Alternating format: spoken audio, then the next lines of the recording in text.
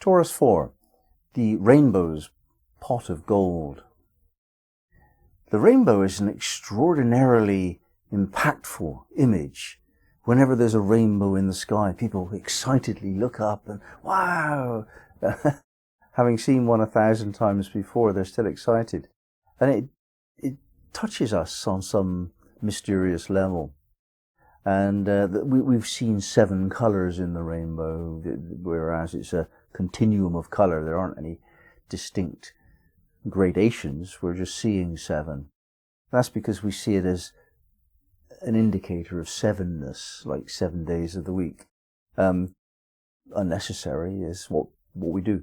And we've added 7 to this concept of this interaction between light from the sun and water in the sky.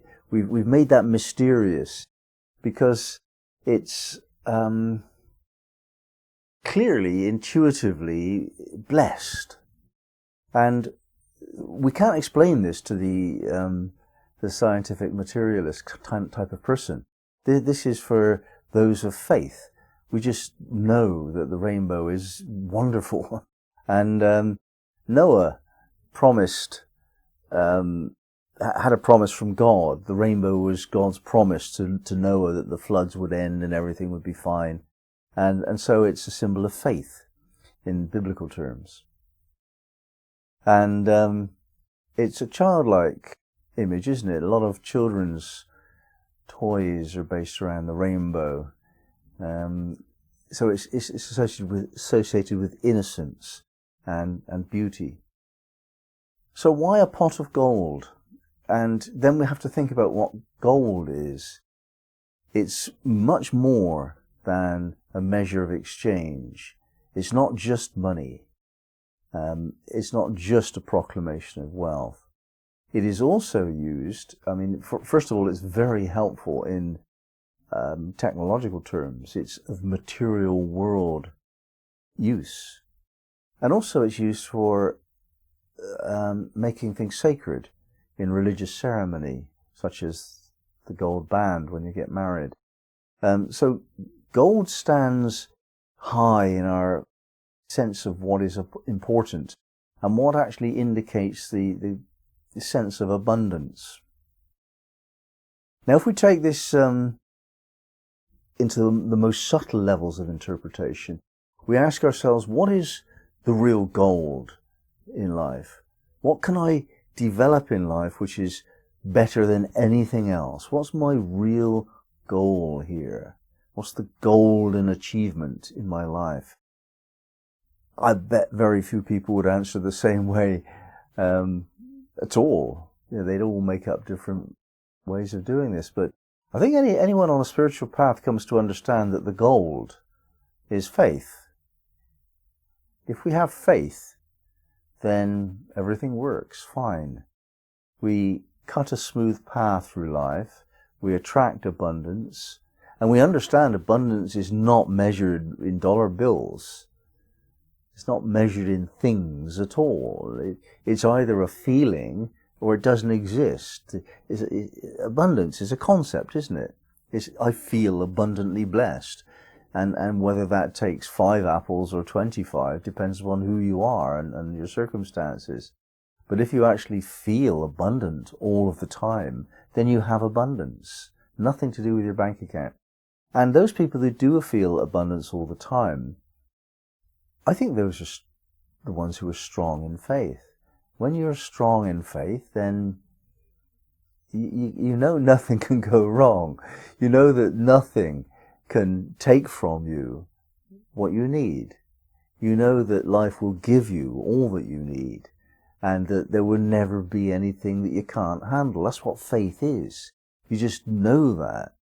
And it's not a question of belief or assertion or trust.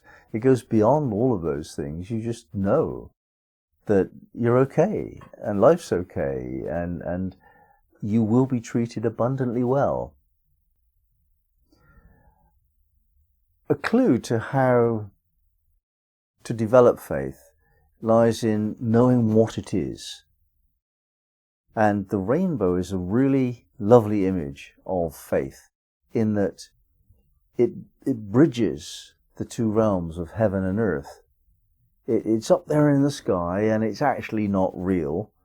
You couldn't get to it. You can't touch it. It disappears as soon as you try. It's kind of real that you can photograph it, but not really. You can't touch it. It's right on the realm of unreality. And it bridges the two worlds of heaven and earth, reality and speculation, shall we say, or fantasy, or imagination, or trust, or indeed faith. And faith is that which bridges the two worlds. Having a faith in God or whatever isn't much use to you unless you can ground it. And you ground it in terms of your behaviors in the world. So when you live your life out of faith, you're bridging the two worlds of heaven and earth. If you want to develop greater faith, therefore, you take on greater projects in the world that require you to be able to work it all out, to find a way. You take on bigger projects knowing that you can. Up to a point. I mean, if you don't feel faith that you can, then perhaps you can't. So having faith is also a determinant of which is the appropriate path. I have faith that I can walk that path, but I don't feel it if I try and go in that direction. So if you walk into the direction of your faith, that which makes your faith stronger, then first you'll build faith, but second you'll attract abundance.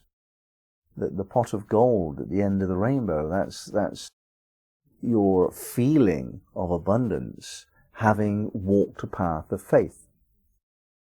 There was a great religious teacher, whose name escapes me, who brought from Japan a certain Buddhist sect or teachings, Nichiren Daishonin or something like that. Nam-myoho Renge-kyo is what they say. And this man was sent across to the West to introduce a really strange form of religious practice, according to the Western mind. And he went to his master and asked him for help, and guidance. How do I do this? And his master just said, perfect your faith. Every morning, just repeat that idea that you're strengthening your faith. Everything comes from faith. And there is no need to focus on anything else.